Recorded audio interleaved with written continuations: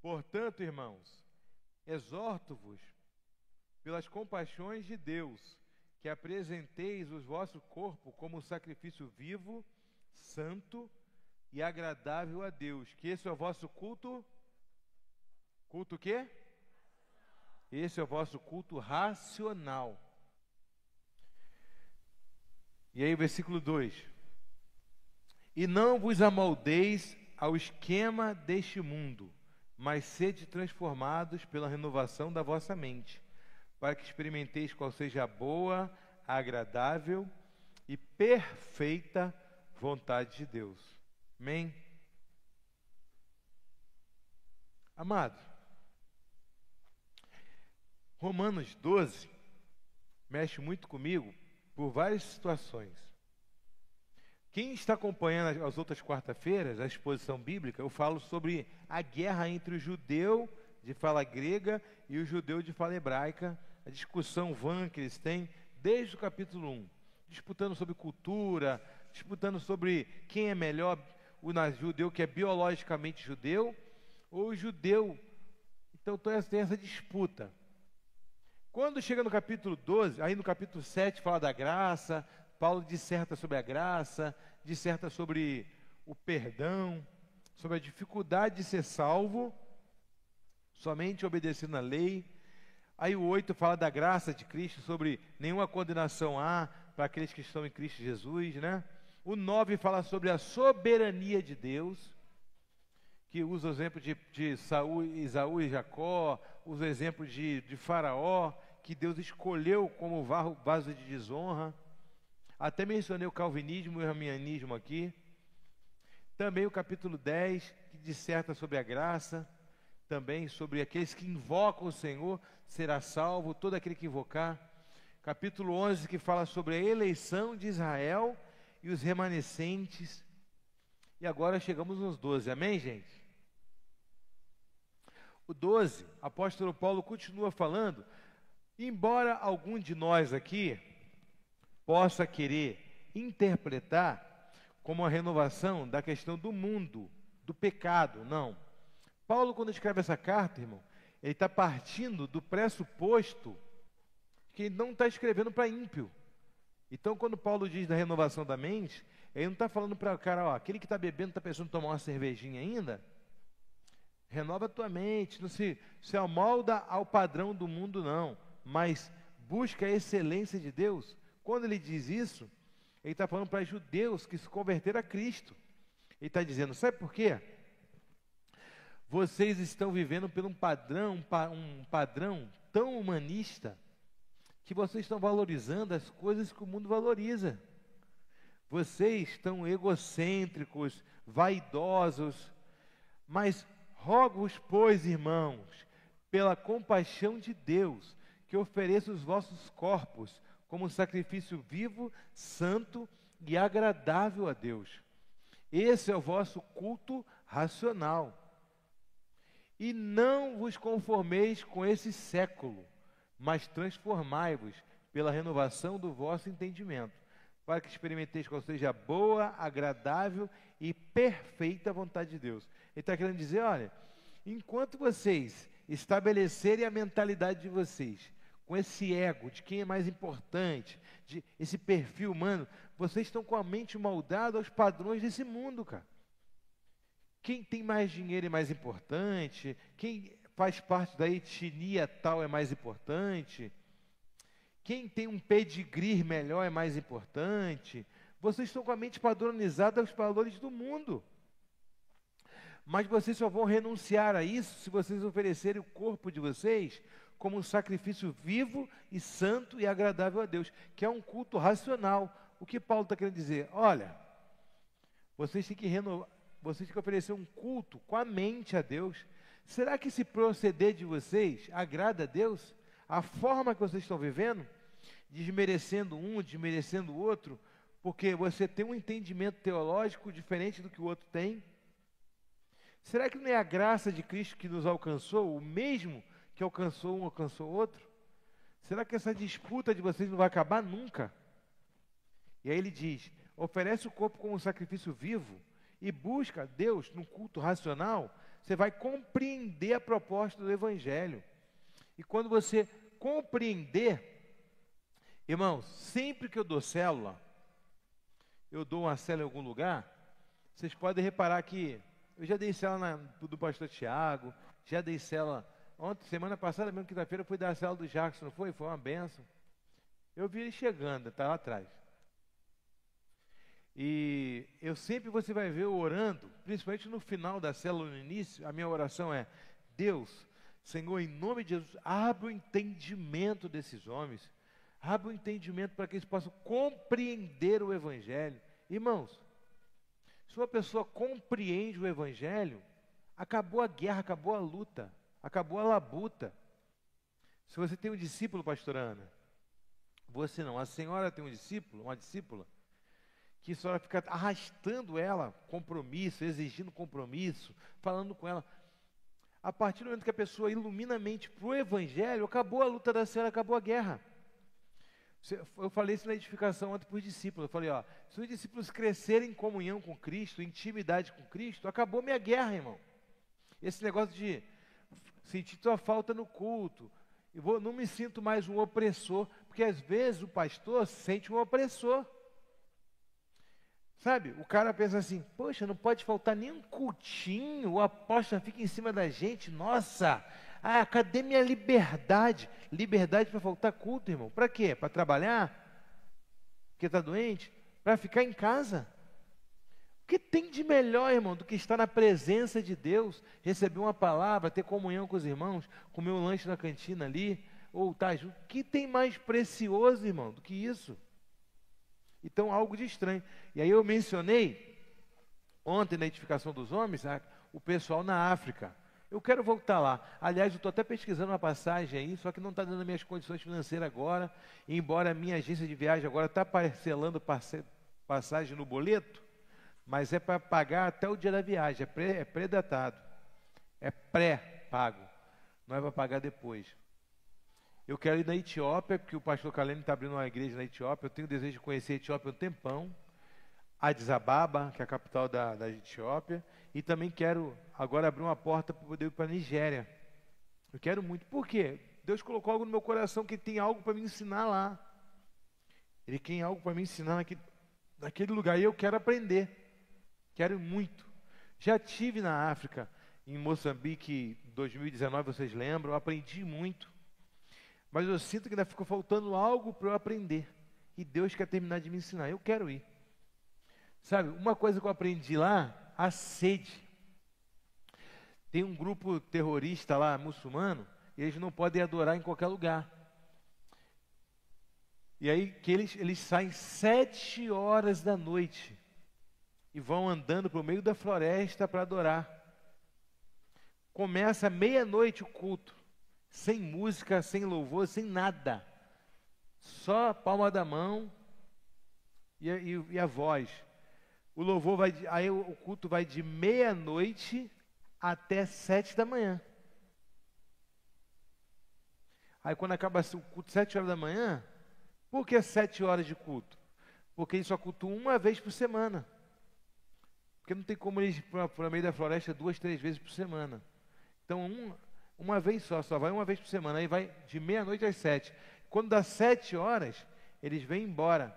Chegam em casa, meio-dia e pouco, e tem dia que eles estendem até meio-dia do outro dia o culto. Quando é uma data especial como Páscoa ou como Natal, eles ficam lá até meio-dia e chegam em casa 7 horas da noite do outro dia. Aí eu perguntei, será que o Deus nosso é diferente do deles? Será que o nosso Jesus é outro? Será que é outro? Não, é o mesmo. Mas por que leva eles a ter essa devoção? Sem se sentir religioso. Muito religioso. E ir para a igreja ficar lá até meia-noite? Não. Não, irmão. Por que eles têm essa predisposição a buscar o Senhor? O entendimento. Repita comigo, entendimento. Então o entendimento é o melhor presente que o ser humano pode ter, irmão. Se Deus puder te dar alguma coisa, o entendimento é o maior presente. É o entendimento que você tem dele que faz você dar vida por ele. faz você ter o coração queimando de chegar aqui na igreja e falar assim, hoje tem culto, cara, eu não acredito, hoje tem culto. Não é um dia comum para quem está adorando Deus do universo, o Criador dos céus e da terra, o Deus Todo-Poderoso. Não é um dia comum, hoje tem culto. E aí o teu coração já começa a queimar desde manhã. Se o teu coração não está mais assim, então você precisa ter o entendimento da tua fé. Se não teve ainda, você teve um contato com a religião, mas você não teve ainda uma experiência com Cristo de maneira que a sua mente se abra. Apóstolo Paulo ficou 3 dias cego depois que ele encontrou com Cristo no Damasco, né? Por que ele ficou 3 dias cego, pastor Ana? Deus deixou, pegaram ele pela mão e Jesus falou com ele, Paulo, vá agora em Damasco e fique lá. Ele apareceu em visão para Ananias, para aparecer e ir lá orar por ele. Por que ele ficou 3 dias sem comer, sem beber e cego? Eram 3 dias suficientes para ele ter entendimento de tudo que aconteceu, porque senão seria só uma experiência espiritual. E aí Deus ia gerar mais um espiritualista. Quantas pessoas que já tiveram experiências com o espiritual, viram anjo, viram demônio, foram batizados com o Espírito Santo e são pessoas extremamente religiosas, dão trabalho na igreja, são indisciplinadas, são preguiçosas, são arrastadas para a igreja. Quantos você conhece?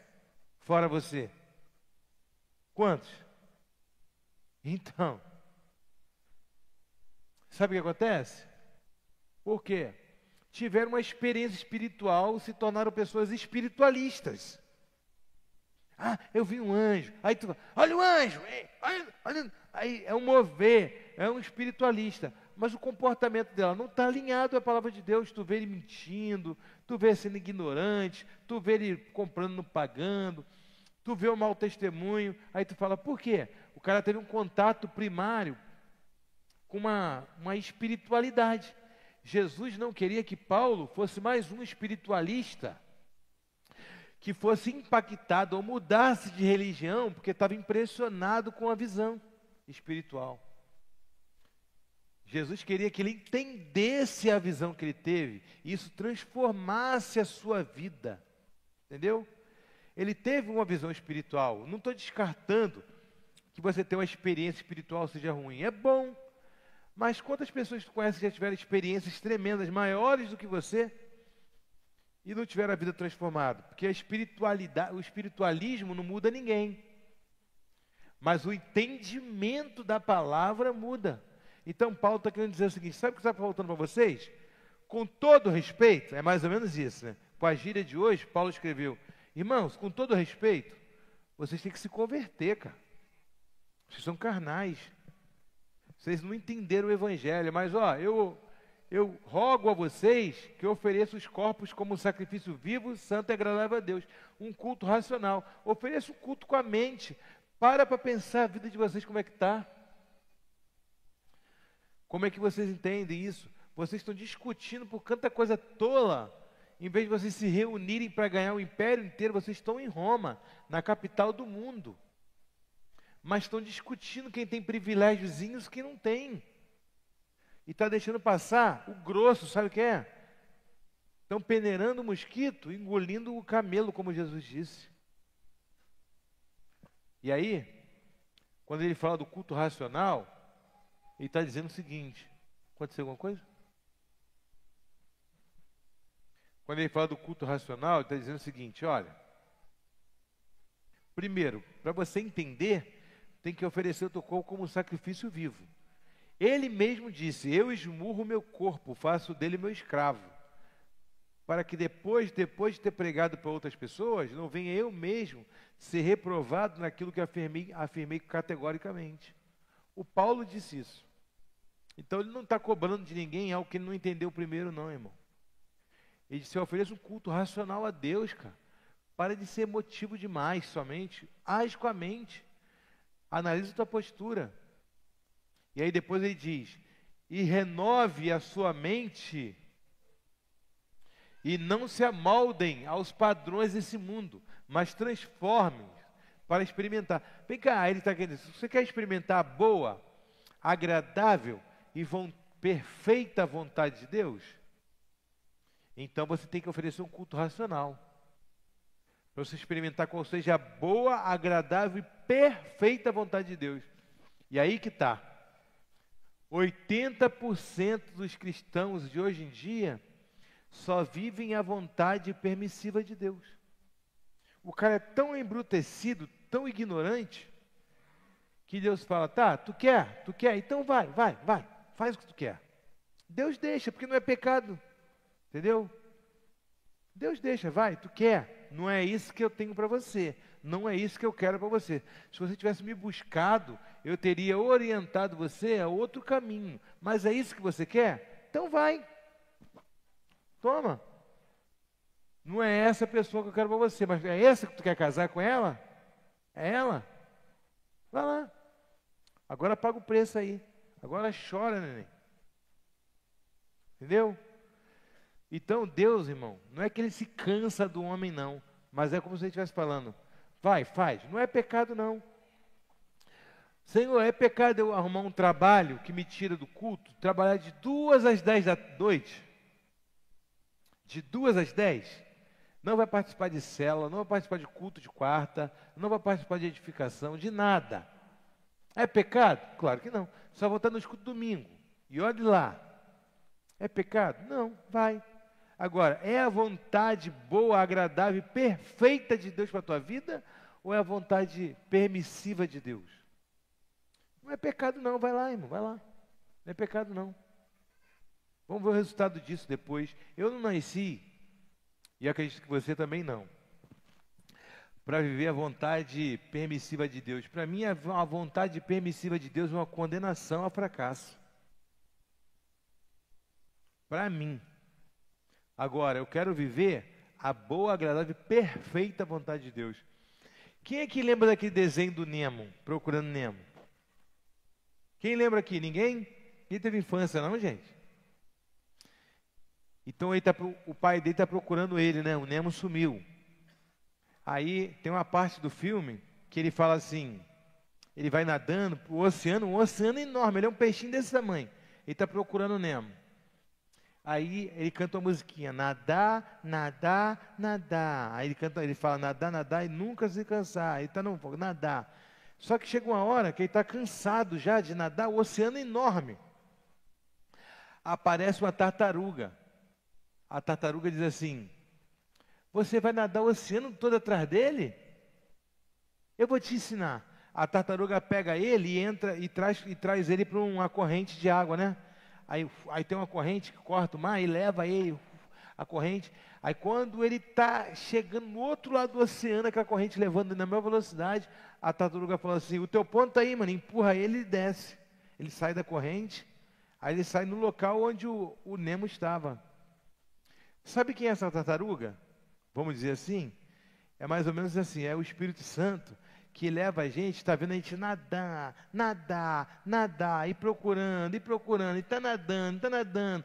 Ah, eu quero ser isso, eu quero ser aquilo, eu quero ser aquilo outro, eu quero isso, e está nadando. O Espírito Santo fala assim, vem cá, vou te jogar aqui na corrente, para tu viver não a vontade permissiva de Deus, mas a boa, agradável e perfeita vontade de Deus. E aí a tua vida começa a fluir, andar numa velocidade ao destino que Deus tem para você, entendeu? Quem está entendendo? A vontade soberana de Deus. Aí você vai arrumando para aquilo que Deus tem para você. Senão tu só vai ficar assim, nadar. Até quando você vai aguentar nadar? Eu não sei. Então não é melhor se render à vontade soberana de Deus? Não é melhor? Um dia um discípulo falou comigo assim, eu vou te dar um exemplo que pode resumir Romanos 12, amém, gente? Quantos querem saber? Amém. Vou resumir num exemplo. Um discípulo falou assim, apóstolo, eu estou muito desanimado, não estou com vontade de ir para a igreja. Falei, filhão, você não está com vontade de ir para a igreja? Legal. Deixa eu te fazer uma pergunta. O que é melhor? Tu ir para a igreja com vontade ou sem vontade? Ah, com vontade. Para você. Agora, e para Deus? Qual culto é mais aceitável? Preste atenção com o que eu quero dizer com isso, esse exemplo. Imagina, Davi disse: alegrei-me quando me disseram, vamos à casa do vontade. Irmão, tu fazer alguma coisa que tu está com vontade, qualquer um faz, né? Agora, quando você faz algo que você não está com vontade, aí você ofereceu um culto racional. Aí eu uso um exemplo do cachorro. Falei, imagina um cachorro. O cachorro está sentado ali. Ele não está com vontade de levantar. Ele vai ficar deitado. E se ele quiser sair dali e beber água, ele vai beber. Ele só faz o que ele está com vontade, certo? Agora, e você? Tu dormiu 2 horas da manhã, vendo Netflix, não sei o quê. Foi dormir 2 horas da manhã. Botou o relógio para despertar às 5 para ir trabalhar. Você não está com vontade. Você está com vontade de trabalhar? Nenhuma. Mas tu tem que ir. Então você, se você não for, você vai acontecer contigo. Vai ser mandado embora. Se trabalha de conta própria, você não vai ganhar dinheiro, vai atrasar as contas. Sim ou não? Quem está entendendo? Então você não vai fazer o que está com vontade. Você vai fazer o que é preciso fazer, amém? Quem entende isso? Quando você faz o que você está com vontade de fazer, você se assemelha ao animal, um ser irracional. E vai ter o que ele quer. Se te cruzarem com alguém, você vai ter filho, vai casar. É mais ou menos isso. Se tiver comida, tu vai comer. Se tiver de água, tu vai beber. Se tiver banho, tu toma. Se não tiver, tu fica ali. Igual meu cachorro, que eu só tomo um banho na vida, meu cachorro. Vai ficar lá. Entendeu? Pronto. Agora, e você? Se você tem a imagem e semelhança de Deus, tu faz o que é preciso fazer, porque Deus te deu um cérebro. E aí as suas semeaduras são muito mais conscientes. Entendeu? Por exemplo, o que é um culto racional? Não estou com vontade de ir para o culto hoje, mas eu tenho que ir. Eu vou cultuar o meu Deus. A pior parte, quem fez foi Deus. Enviou o Filho dele para morrer na cruz do Calvário por mim, sem nunca ter pecado. A minha parte é só tirar o meu corpo preguiçoso do sofá e ir para a igreja. E lá receber uma palavra profética que pode mudar a minha vida. Uma palavra que pode me colocar de pé. Uma palavra que pode me alimentar e me deixar me revigorar amanhã.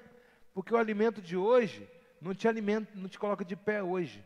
O alimento de hoje te sustenta para amanhã. Para uma luta que você vai enfrentar talvez daqui a um mês.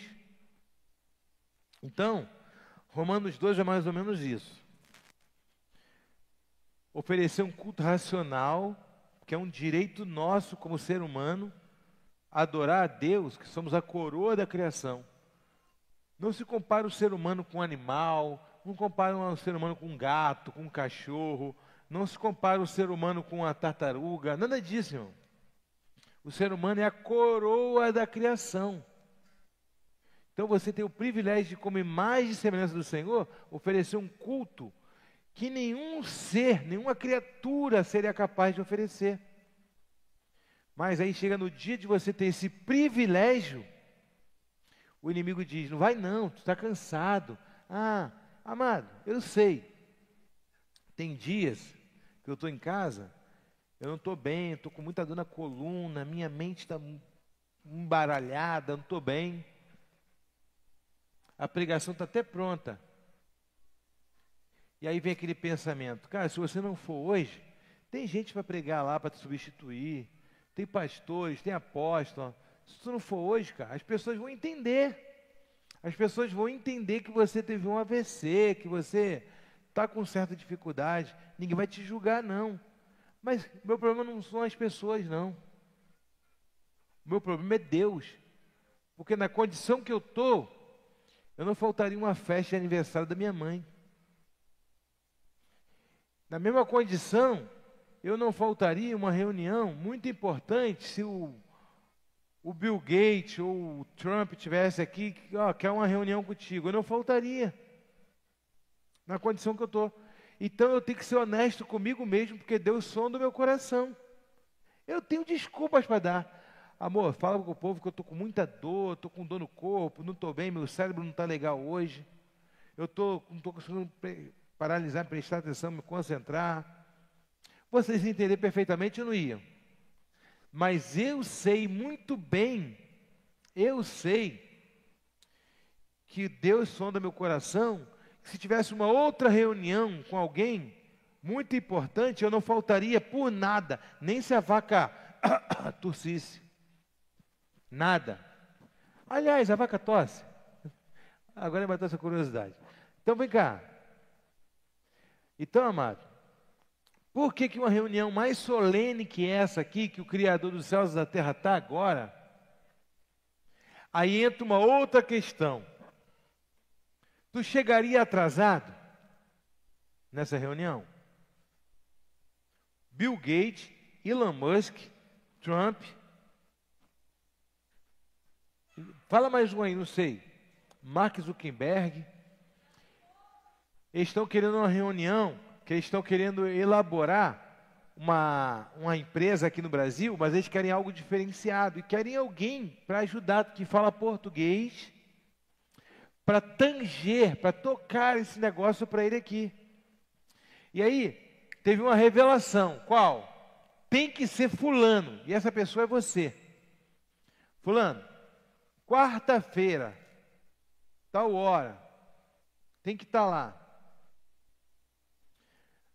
Ô, seu Elon Musk, sorry, não vou poder ir não, tá? Já estou justificando, porque eu estou achando que vai chover, não estou dizendo que vai chover não, mas estou achando que vai. E aí, se caso eu chegar atrasado, perdoa aí. Ou se eu não for, tu vai mandar essa mensagem? Vai, Jefim. Vai, Haroldo. Eu estou perguntando para eles, não é porque ele chega atrasado não, tá, irmão? Eu estou perguntando, vai, Elias. Tu vai dormir lá, irmão, não vamos ser hipócritas, tu vai dormir na porta da reunião. Irmão, está fazendo o que aqui? Não, já cheguei. Mas a reunião é quarta-feira, hoje é segunda-feira, cara. Não, mas eu estou aqui. Vai que tem greve do ônibus, ou acaba a gasolina, ou sei lá, os milicianos botam uma barricada no meu bairro e dizem, essa semana ninguém sai do bairro, vai ficar todo mundo aqui. Eu não vou deixar nada até o imprevisto acontecer. Eu já quero estar aqui. Esse é o problema. Deus é menos importante que o Elon Musk para você. Ou você não é honesto o suficiente para reconhecer que eu estou certo no meu posicionamento aqui. Entendeu? Tu não chegaria atrasado, tu não faltaria, nem morto, tu não faltaria. A não ser que tu não tenha pretensão nenhuma de melhorar a vida da tua família, da sua casa, entendeu? Tu poderia estar morrendo, estou com enxaqueca, minha cabeça está explodindo, minha cabeça parece que vai explodir. Olha aí, seu Elon Musk, me perdoa aí, ô Mark Zuckerberg, eu estava olhando até o Facebook aqui, me lembrei de falar, mandar essa mensagem para você. Eu estou com uma dor de cabeça, eu tomei um remédio, não sei se vai passar, mas eu acho que não vou poder ir não. Vai ser assim? No dia que você tratar o Criador dos céus e da terra, dessa maneira, com esse prestígio, a tua vida vai mudar em todas as esferas. Talvez não tiveram ainda a noção de quem é Deus. Aliás, irmão, se você tiver noção quem é Ele, se Deus abrir teus olhos espirituais agora aqui, e você vê o Senhor Jesus aqui, você vai cair de joelho, de cara no chão, e tu só vai chorar. Tamanho poder dEle e a presença dEle vai tomar conta da sua vida. Tu só vai chorar, chorar, chorar, chorar, chorar. Tu não vai ter outra reação. Se arrepender até daquilo que tu não tem que se arrepender. Só em ver a presença gloriosa dEle.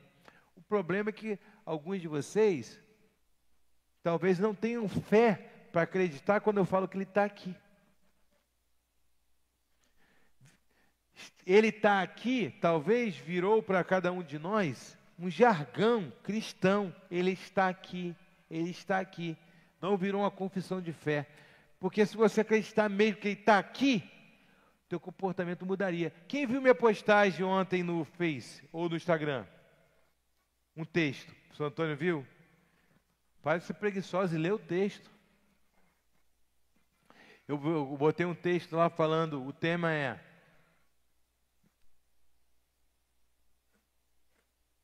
câmera de vigilância, 24 horas. Se tivesse uma câmera te vigiando 24 horas, seu comportamento mudaria ou não? Seu comportamento seria outro, sim ou não? Então, Deus está te vendo 24 horas o tempo todo. E o teu comportamento continua sendo o mesmo? O mesmo? Não pode. O comportamento tem que mudar em relação ao entendimento de que Deus está te vendo. Não é possível. Ou você não acredita que Ele de fato está te vendo. Aí a tua oração tem que mudar. Não pedir Deus entendimento, pedir fé para teu entendimento. Amém, gente? A partir do meu entendimento, rogo-os, pois, irmãos, pela compaixão de Deus, que ofereça o seu corpo como sacrifício vivo, santo e agradável a Deus. No meu entendimento, por que eu faço esforço, às vezes fora do natural, para estar no meu compromisso com Deus, para buscar o Senhor? Porque eu sei que se fosse para outra situação eu iria. Então eu vejo cada passo meu, cada passo que eu dou, eu vejo calculadamente como uma semente sendo jogada na terra. E eu sei que meu Deus vai me honrar. Amém? Eu creio eu sei em quem eu tenho crido, irmão. Eu creio, quando eu durmo, eu deito para dormir, eu sei que tem um Deus olhando para mim dormindo, me vigiando. Eu sei que quando eu levanto, Ele está ali comigo. Eu tenho certeza, assim como Ele vai me dar a incorruptível coroa da vida, naquele grande dia, eu também sei que Ele vai me honrar nessa terra como eu mereço, como Ele acha que eu mereço ser honrado. Então eu deixo minha semente na terra. Eu sempre penso, me avalio, vou fazer ou não vou? Vou dar uma célula, tem 5 pessoas, vou dar o estudo que eu dei no mês passado, o ano passado. Não, vou orar pedindo Deus direcionamento. Qual o rumo que eu vou dar esse estudo aqui? Fala sobre o amor o tema, mas qual o direcionamento que Deus quer que eu leve? Eu vou pedir a orientação do Espírito Santo, porque essas 3 pessoas são importantes. Agora, vou pregar no congresso para 10.000 pessoas. Vou jejuar uma semana pedindo a Deus o direcionamento. Para 3 pessoas, tu não pede direcionamento, tu prega o que está na tua cabeça? Nem prepara um estudo, nada. Sobe lá e vai. Mas para 10.000 tem que se preparar, né? Então, irmãos, tudo que tiver que fazer, faça como se fosse para o Senhor. Essa percepção de que Deus está me vendo o tempo todo, Ele está me avaliando, eu posso dar o meu melhor ou não? Você pode chegar para mim e aposta, não deu, eu entendo, não te julgo, porque cada um sabe o seu limite, mas você sabe, você, na sua mente, tu sabe, e a sua postura vai jogar uma semente na terra. Qual semente tu está jogando? Qual semente? Então eu sei se eu estou dando o meu melhor para Deus ou não. Então, a partir do momento que eu tenho um entendimento aberto, a minha mente abre para a glória de Deus, para a soberania de Deus, meu comportamento muda.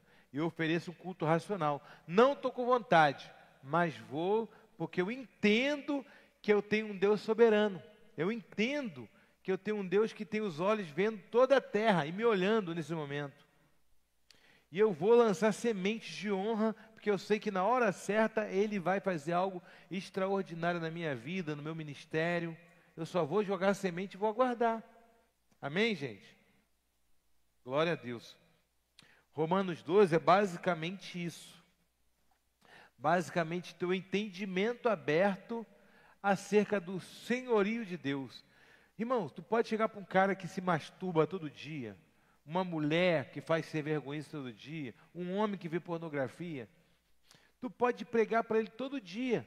Se ele não tiver o entendimento da soberania de Deus, do poder de Deus, ele nunca vai temer a Deus o suficiente ao ponto de largar aquilo.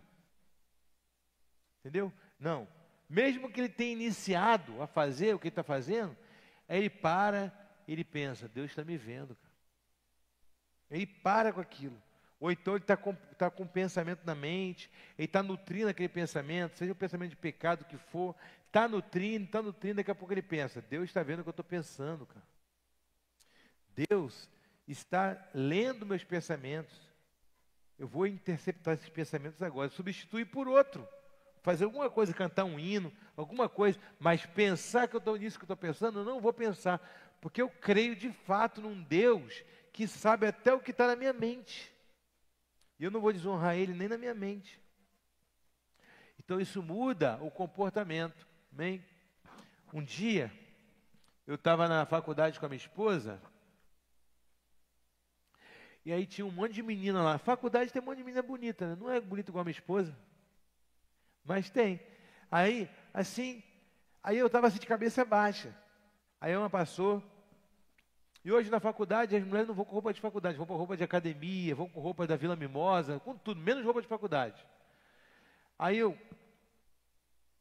a minha esposa percebeu e falou, amor, levanta a cabeça. Ela entendeu, tá igual um presidiário aí, levanta a cabeça. Pode olhar para o lado. Eu falei assim, amor, não quero ficar de cabeça baixa. Ela, amor, tu vai olhar para o lado, tu olhar, eu não vou te julgar, não vou brigar contigo não, levanta a cabeça. Eu falei para ela a resposta, eu não sei se ela lembra disso, mas quem tem medo lembra. Quem tem medo de tomar um tapa na fuça lembra. É claro que a minha esposa não vai fazer. Aí, são momentos de terror, não é? Tu fica assim, meu Deus do céu. Nesse momento eu não queria nem lutar entre o pecado ou não, só queria lutar e não tomar um tapa na orelha ou não. Aí, ela, amor, relaxa, eu sei o homem que tu é. Eu falei, amor, o meu problema não é quem você pensa que eu sou. O meu problema hoje é o que aquela mulher ali vai pensar que eu sou. Se eu olhar para ela, nem que o meu olhar cruze para ela, ou ela tem alguma adereço ali, alguma coisa que me chame muita atenção, alguma coisa muito avantajada ali me chame a atenção, e paralise meu olhar, nem que seja um segundo assim, ó, ela vai olhar e vai pensar, que mulher trouxa. Olha lá.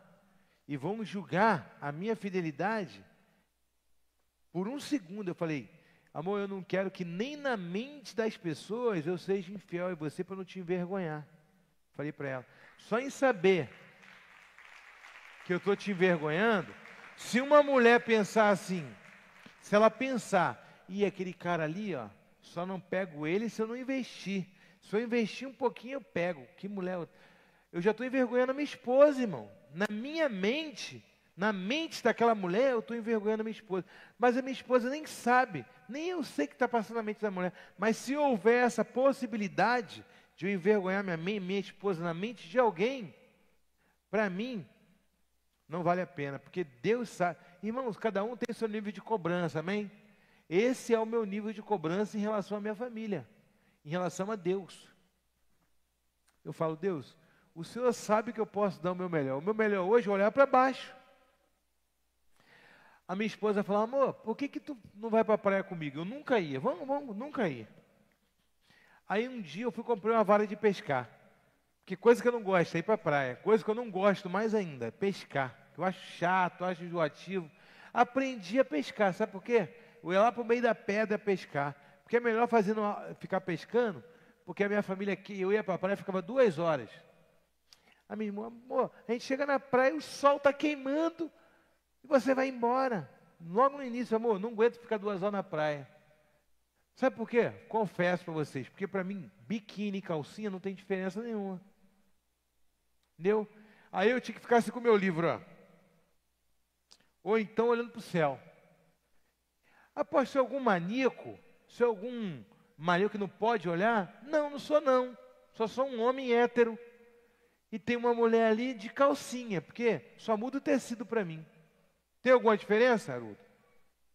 Não, né? Então, calma, Ediara, calma. Pelo amor de Deus, só fiz uma pergunta.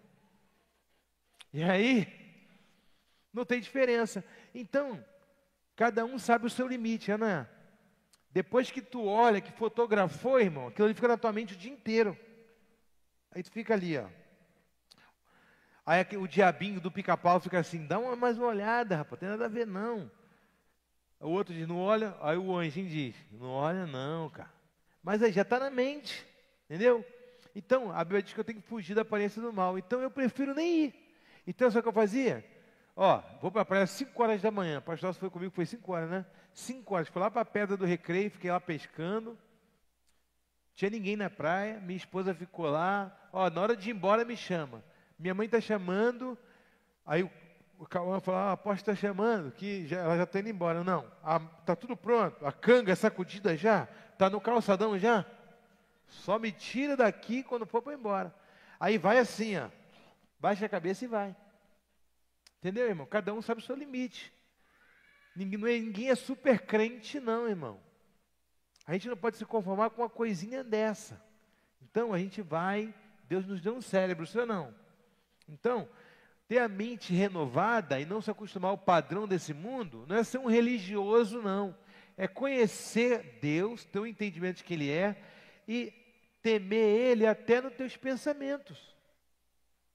É melhor ser um crente chato, irmão, do que ser um crente flexível. Porque a minha avó já dizia, quem baixa demais, mostra as nádegas. Não é assim que os antigos dizem? Quem muito abaixa, mostra as nádegas. Tá bom, irmão.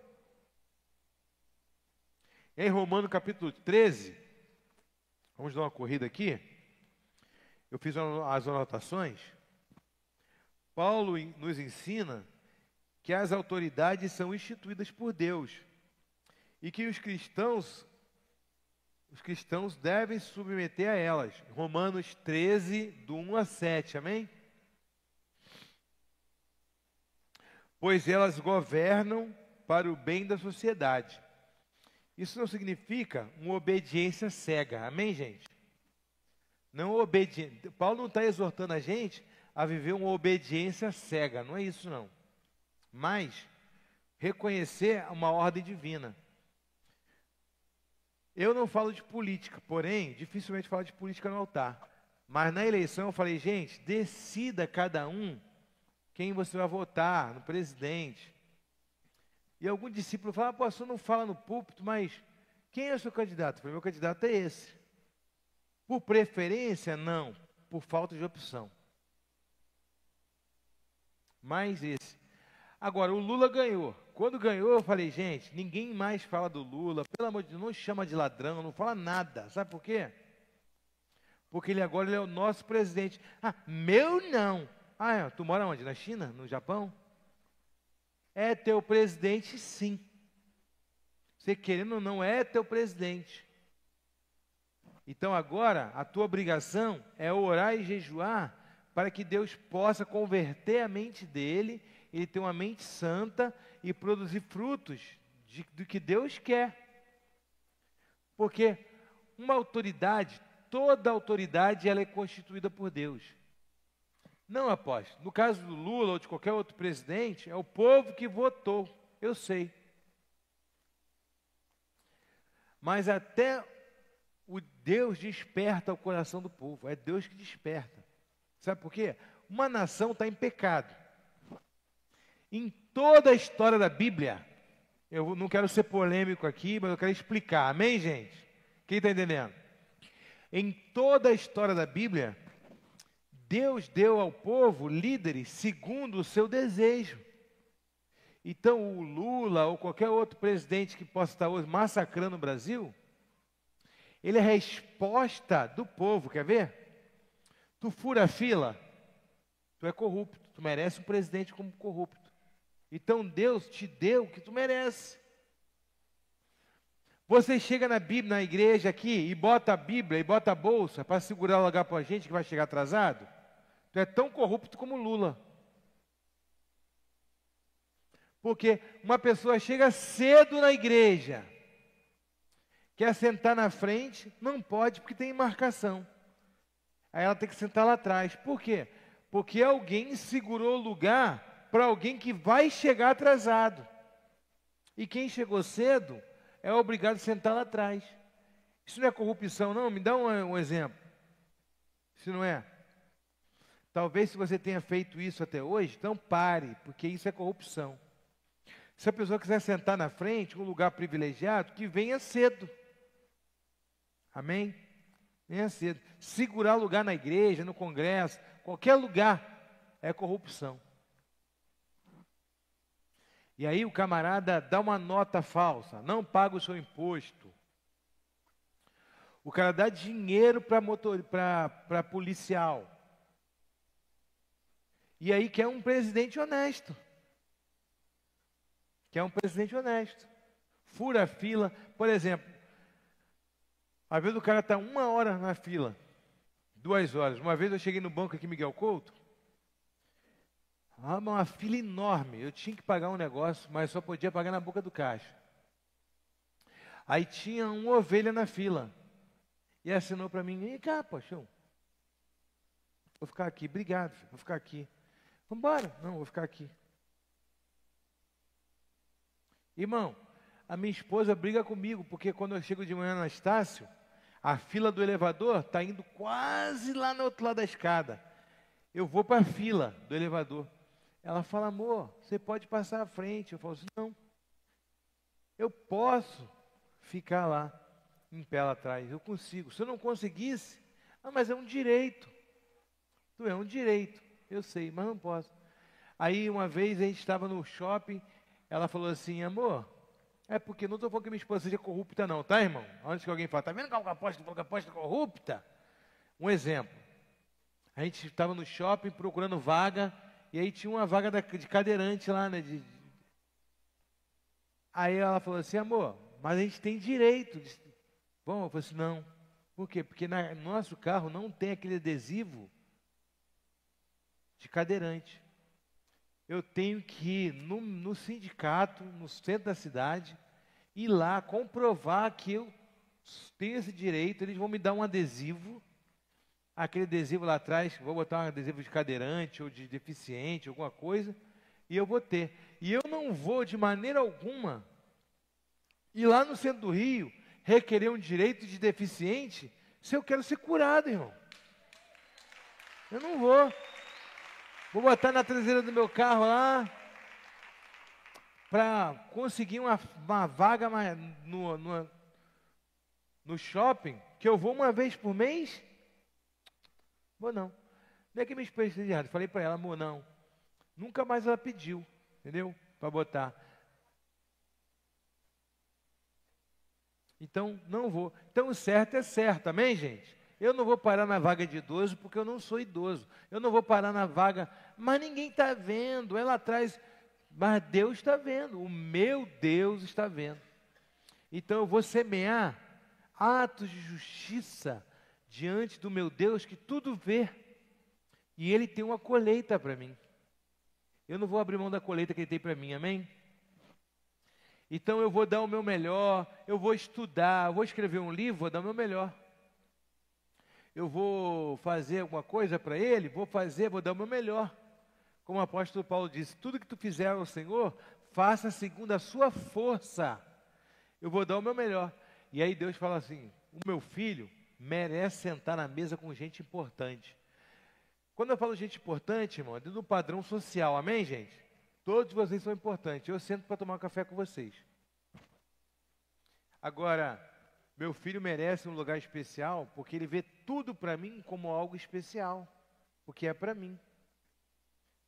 Então, faça ao Senhor dessa maneira. Amém? E submeta às autoridades, porque são constituídas por Deus. Seja para punir o povo, seja para punir. Se Deus permitiu um presidente ruim hoje, é porque nós somos um povo ruim. Então Deus quer que a gente sofra, para que haja arrependimento, a gente chore o nosso pecado, e Deus levante um presidente, segundo o coração dele, para nos abençoar. Se a gente tem um presidente ruim hoje, é resultado da nossa infidelidade. Tá? Ah, mas apóstolo, eu não sou tão ruim, eu não merecia o Lula, eu não merecia o presidente ruim, eu não merecia, porque eu sou bom. Ah, talvez tu não roube e nem dinheiro para a polícia, Mas a masturbação, e o pecado, e o engano, e a corrupção espiritual. Então, de alguma forma, o jugo pesado nos leva ao arrependimento, ao choro, ao pranto. Vê o avivamento que está acontecendo na Venezuela. Milhões de pessoas se convertendo. Por que não se converteu antes de ser oprimido? Mas teve que passar por luta, peleja, para se arrepender. Entendeu? Amém, gente? Então, Romanos 13 está dizendo o seguinte, olha, embora a gente tenha que aprender a escolher os nossos governantes, mas toda autoridade é constituída por Deus. Ou seja, para nos punir, ou seja, para nos abençoar. Mas é constituída. Então, agora, tem que se submeter. Essa autoridade pode ser um pastor, essa autoridade pode ser um político, pode ser um policial. Não discuta com um policial, um juiz, professor. Aprenda a submeter, tá? Aliás, principalmente se for um pastor, porque cada um tem o pastor que merece. Só se teu pastor é ruim, é porque tu é ruim também. Olha a tua vida direitinho se tu não é ruim. Então Deus te deu um pastor ruim, um pastor igual a você, para te tratar. Quando tu tiver um pastor bom, tu vai valorizar. Tu vai aprender a valorizar. Amém? Aliás, eu sempre costumo dizer que todo falso crente, Deus dá um falso pastor.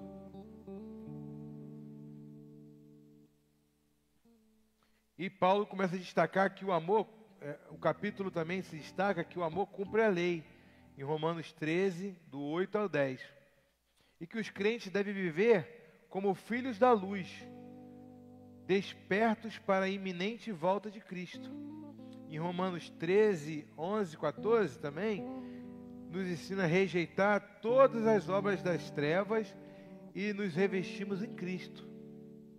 E Romanos 14? Romanos 14, aqui, o apóstolo Paulo, ele trata das disputas entre crentes sobre questões secundárias, como alimentos e dias sagrados. Romanos 14, 1 ou 6. Ele ensina que cada um deve agir conforme a sua consciência diante de Deus e que ninguém deve julgar o outro em áreas nenhuma. Por exemplo, apóstolo Paulo também ensina o seguinte, ó, vocês estão julgando aí quem é judaizante, quem guarda o sábado, quem não guarda, quem come carne de porco, quem não come, vocês estão em contradição. Irmãos, se o teu irmão come alguma coisa, não julgue ele, respeita ele. E se aquele que come, quer comais, quer bebais, seja para a glória de Deus. Se a tua consciência te afeta, então para de fazer. Agora, se a tua consciência do teu irmão não está sendo afetada por aquilo, então talvez você não tenha fé suficiente que o teu irmão tenha. Você de fato seja um legalista cobrando algo do teu irmão. Então o apóstolo Paulo diz, ó, quer comais, quer bebais, viva uma vida tranquila, sem problemas, sem confusão, viva uma vida em paz, em Cristo. Romanos 14. Amém? A chave do capítulo é o amor, o cuidado com os irmãos mais fracos na fé. Devemos evitar ser pedra de tropeço. Deus não é comida e nem bebida, mas é justiça, paz e alegria no Espírito Santo. Amém, gente? Romanos 15. Paulo nos ensina que os fortes devem suportar os fracos, Romanos 15, 1 ao 3, seguindo o exemplo de Cristo. Ele reforça que as Escrituras foram escritas para a nossa edificação. E Deus deseja unidade entre os judeus e os gentios na adoração. Romanos 15, do 5 ao 13. E o apóstolo Paulo também compartilha a sua missão de levar o evangelho aos gentios. E menciona seus planos a visitar Roma. E o capítulo 16, é bem curtinho. O capítulo 16 não tem muita coisa, mas tu pode ver que é só um prólogo. Contém uma lista de saudações a diversos irmãos, cooperadores, mostrando uma rede de relacionamento de apóstolo Paulo. Romanos 16, do 1 ao 16. Ele alerta contra aqueles que causam divisões, e encerra sua doxologia exaltando o Evangelho e o poder de Deus. Então eu anotei aqui uma conclusão geral de Romanos, amém, gente? Posso ler? Eu ia ler de qualquer jeito. Vamos lá. Esses capítulos são capítulos que mostram que a justificação pela fé não é apenas uma doutrina, mas também deve produzir transformação na vida cristã. A ética do amor, a submissão às autoridades, a tolerância nas diferenças e a missão de evangelização são temas fundamentais que Paulo desenvolve aqui. E se estiver preparando para pregar o Evangelho, que seja em submissão e amor. Amém? Conduta em amor. Porque sem o amor, o Evangelho não serve para nada, o Evangelho é vazio. Amém? Mas que nós possamos hoje renovar nossa mente e pedir a Deus para compreender, para nós compreendermos o poder, o que é o Evangelho. Para não viver um evangelho vazio. Vamos nos colocar em pé?